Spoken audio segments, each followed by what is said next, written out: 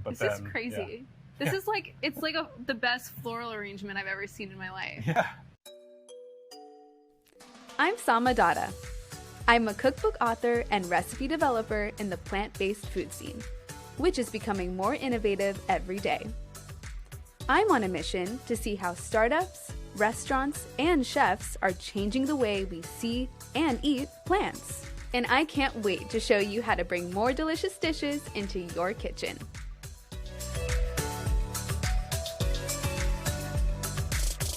I love mushrooms. I mean, I really, really love mushrooms. They are an essential part of a plant-based lifestyle because they're such an easy swap for meat. But I've got lots of questions about fungi. How do they grow? Where do they grow? And which types have the most unique texture? I'm going to learn all about their culinary range with chef and mushroom enthusiast, my friend Sophia Roe. Then I'll travel to Colorado to see how mushroom roots are being transformed into a hearty new protein. But first, I want to learn some basics. So I'm heading out to Smallhold, an innovative farm in Brooklyn, New York. Let's go.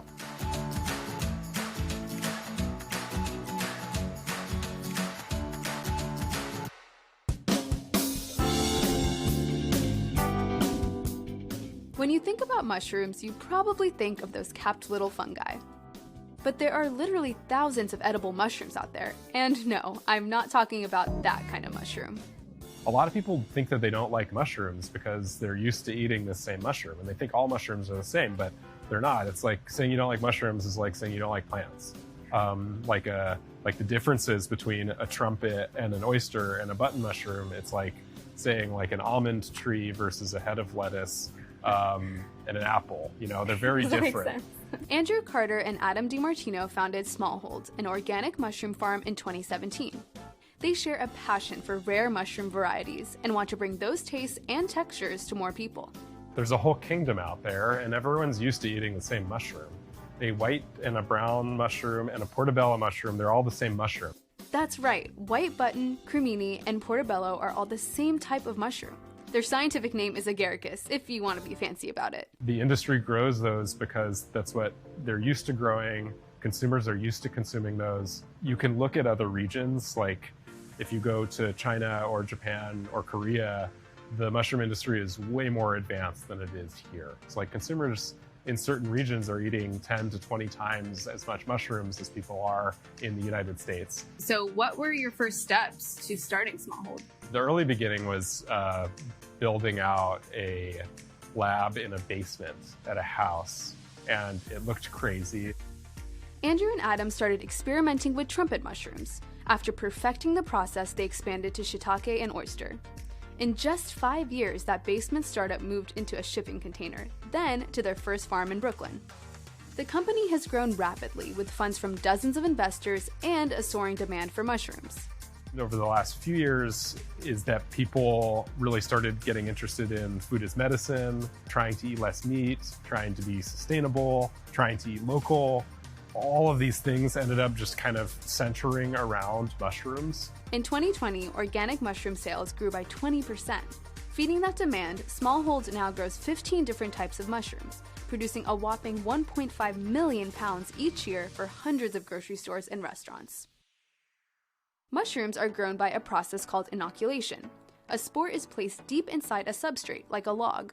The spores germinate, then feed on the wood, growing into mycelium, or mushroom roots. This fruiting body is probably like 4 or 5 days old. It takes about 4 weeks for the roots to be fully grown. That's when cute baby mushrooms called pins start to appear on the surface. In about a week, they're ready to harvest. Fungi are its own kingdom. They're functionally more similar to animals than they are like plants. They breathe in oxygen, they release CO2, they digest stuff, they don't go through photosynthesis, and so their interaction with the environment is just so different than plants. Traditional mushroom farms cultivate their fungi in mulch with a mix of hay, straw, and corn cob. But Smallhold is focused on growing in urban areas to make the entire operation more sustainable. City farms might seem strange, but fungi don't require a lot of light, water, or space to thrive. Our mushrooms, we grow, they're called saprotrophic mushrooms, and so they're wood-loving mushrooms. They digest wood. All of the substrates that we're using, that's the stuff that's inside of this block. About 90% of it is sawdust. Smallhold's mushrooms are grown in bags filled with a compound from mills and factories, so they're reusing a byproduct from the timber industry. And those futuristic containers don't just look cool. And so these chambers themselves have really intricate controls over all the climate that they're exposed to. That allows them to forego pesticides. Plus, the fragile mushrooms aren't susceptible to extreme weather. Can you walk me through the environmental impact of growing mushrooms? It's one of the most sustainable products you can probably find in the grocery store. We did a big life cycle analysis, which is large, third-party analysis to understand exactly what's going on with your company. Our carbon impact was about 30% less than any other mushroom farm we could find. Over 60% of the country's mushrooms are grown in one Pennsylvania county, which means it takes a lot of fuel to ship them across the country. So a lot of mushrooms are actually imported from overseas, and so the carbon footprint of those is really crazy. Smallhold's mushrooms are grown in Brooklyn, Los Angeles, and Austin, Texas. They also operate over a dozen mini farms, custom-built tanks that can grow mushrooms inside restaurants and grocery stores. With farms in strategically placed cities, Smallhold plans to reduce carbon emissions by continuing to ship locally. When you're buying a product from Smallhold, like a fresh mushroom in a grocery store, it was grown close to there. And so we have a national brand, like you can be from New York and go to LA and recognize Smallhold on the shelf, but those mushrooms were grown in LA. Most mushrooms also have a naturally meaty texture, which makes them a great vegetarian swap. The more people eat these products, generally speaking, they're eating less meat, whether they realize it or not. And so every time we get someone to eat a little less beef or a little less chicken, then we think that we have a larger impact on the planet because it's less carbon intensive, less water intensive. Okay, Andrew, we're gonna harvest these mushrooms, which I'm very excited about. Yeah, we have blue oysters, we have lion's mane, yellow oysters, and trumpet mushrooms. But we can start with the blue oyster. Let's do it. This one's pretty fun because, you can't make any promises, but a lot of the time, you kind of get the whole thing just in one pick. Whoa! Like that. Here you go. Ah! And so, big blue oyster Wait, mushroom. this is so dense. Yeah. You take a big cluster of mushrooms and you shove garlic in here, whatever herbs you want, so thyme and rosemary, but you just kind of shove it inside the cluster itself. Do you roast the whole thing? And you just roast the whole thing. So let's try the lion's mane. So I would just pick off one of those. Yeah, there you go. Lion's mane is so beautiful and so unique, and this to me is the most otherworldly mushroom because it just looks like no other. When you can take it apart, it kind of peels sort of like mozzarella. It's so crazy. A lot of people use it as a shellfish replacement. Because you can pull it, it's yeah, almost you can stringy. pull it. Next, we harvested yellow oyster mushrooms, which were more delicate than their blue cousins. They'd be perfect in a creamy soup. But even Andrew has a favorite fungi. I love trumpets so much, so if you cut it, this isn't the best knife skills, but you can cut them like this and then you can have a nice scallop. Yeah. These are probably the most popular for people who are trying to imitate meat with a whole mushroom. And so the other mushrooms can give you the texture and the flavor and nutrition and all that kind of stuff, but these can really stand in as a fake scallop or a fake bacon. Why do you want people to eat more mushrooms? I mean, they're great for you. There's a lot of nutrition. They're high in fiber. They have amazing antioxidants. They have vitamin D. And what I really like about them is that they have that umami and that experience that replaces meat.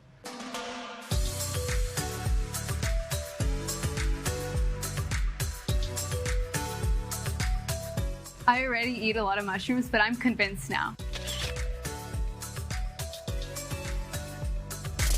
Smallhold got me excited to try something with my new favorite fungi. So I invited mushroom enthusiast, James Beard award-winning chef, my friend Sophia Roe, to my kitchen.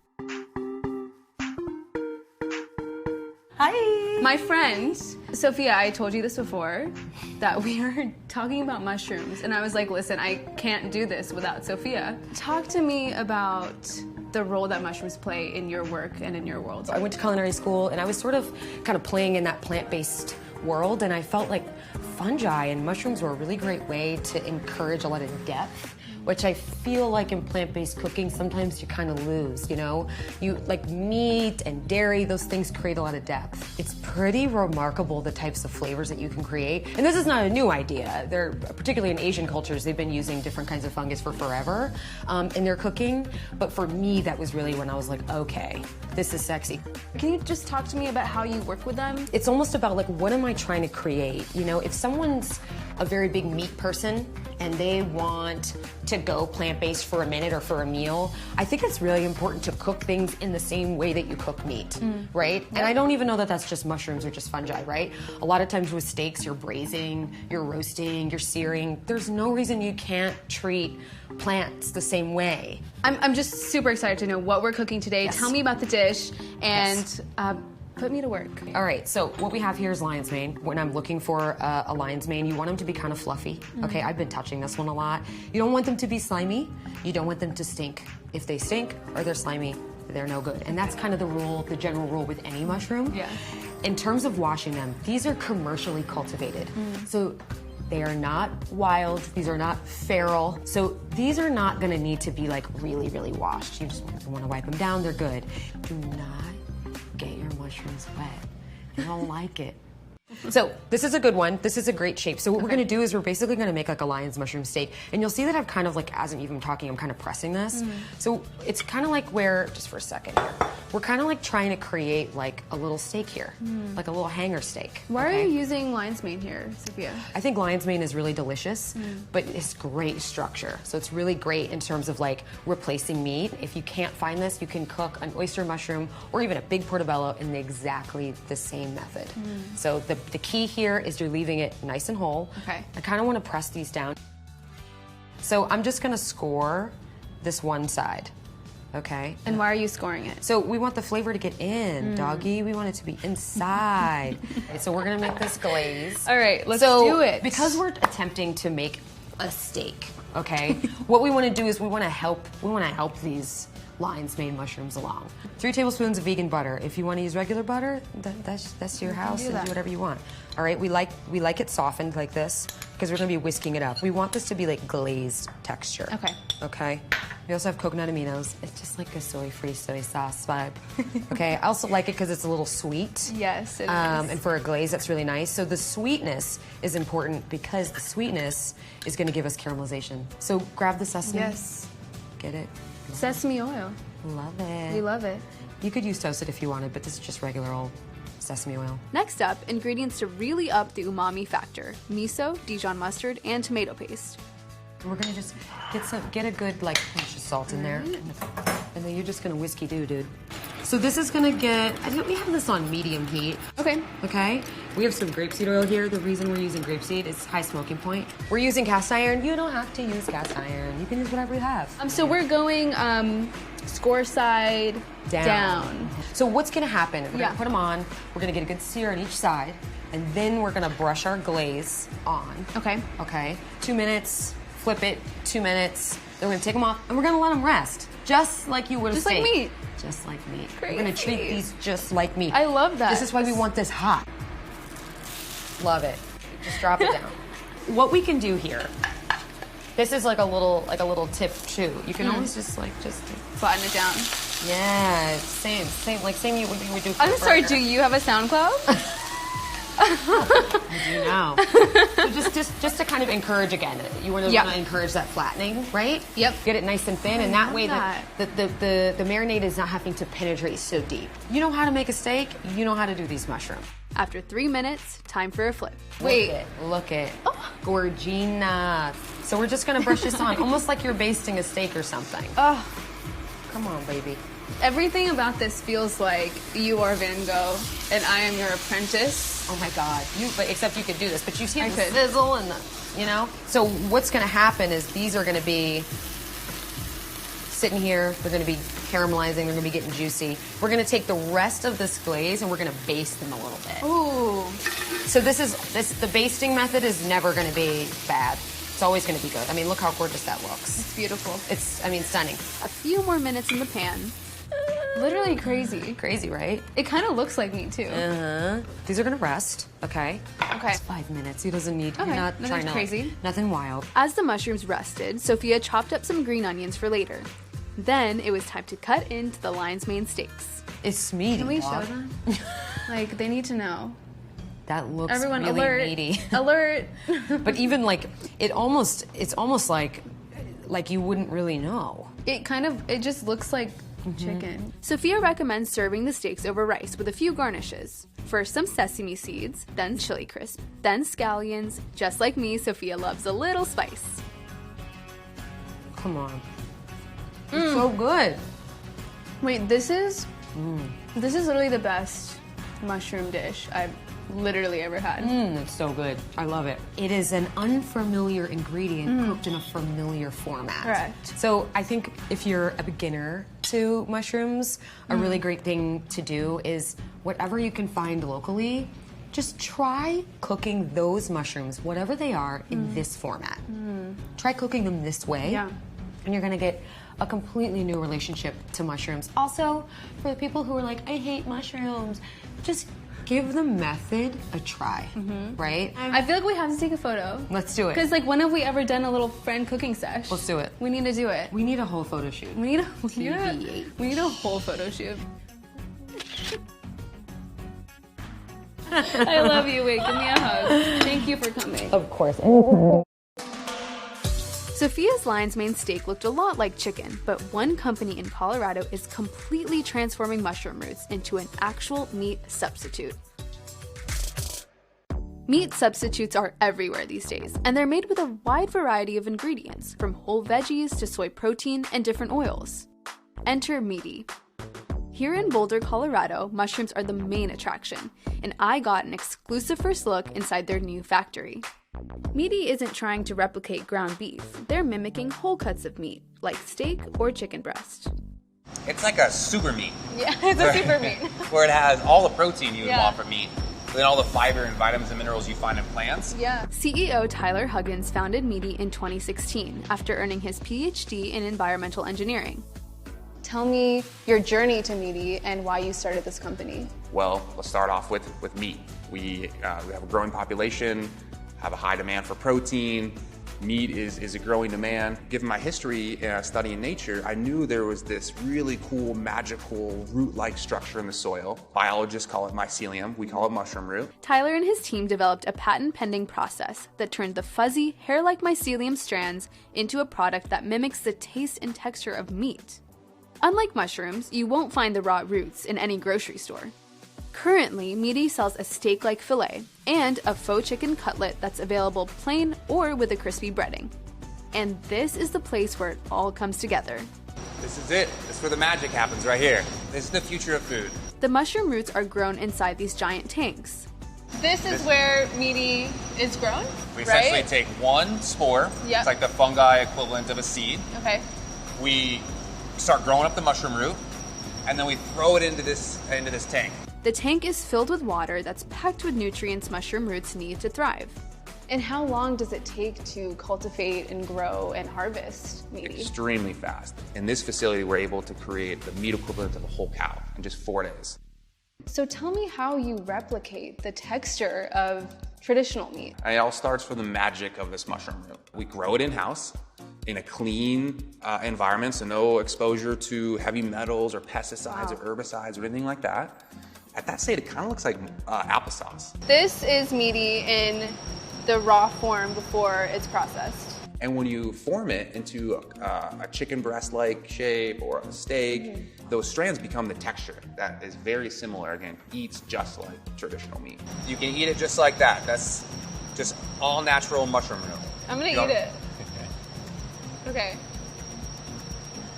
It's that blank It canvas. really tastes like, I don't want to say nothing because Yeah. there is like a little bit of something, but it is so, like you could throw flavor and spice on that. Including mushroom root, Meati's chicken swap has just 4 ingredients: salt, natural flavoring, and acacia gum, a fiber used as a food stabilizer.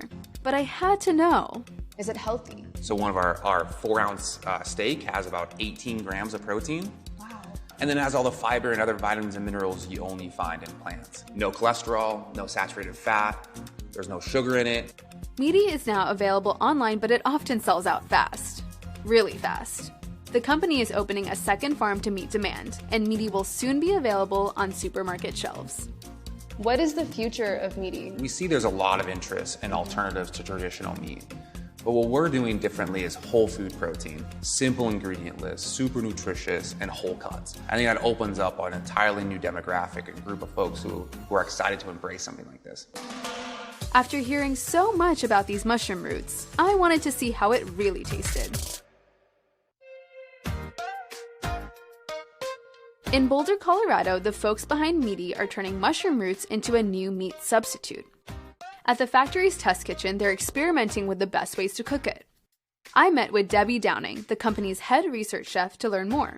I'm so excited to try this. Will you show me how to cook it up? It's the mushroom root, right? Right. When you think about cooking mushrooms, it likes to soak up that oil, soak up the sauce. Super porous, yeah. Soak up anything that you give it.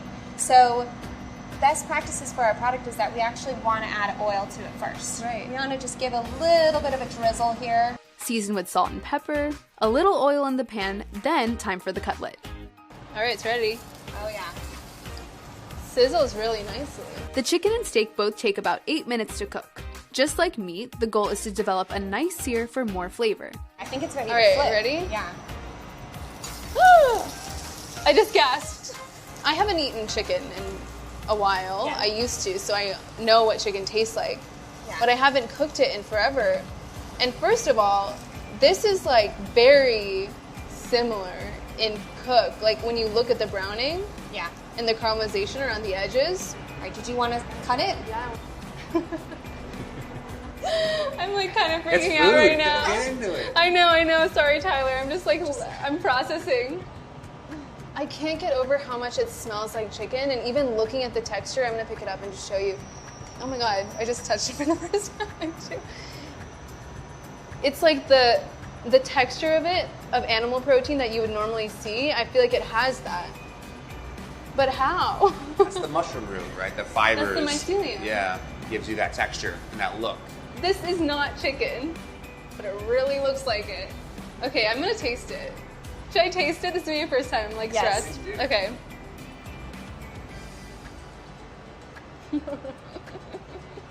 Is there a mic I can drop?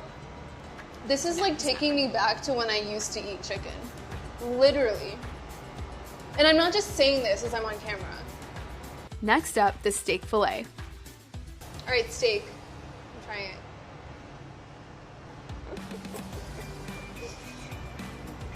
Do you need another mic to drop? I need freaking out another again? mic to drop. This is insane. Yeah.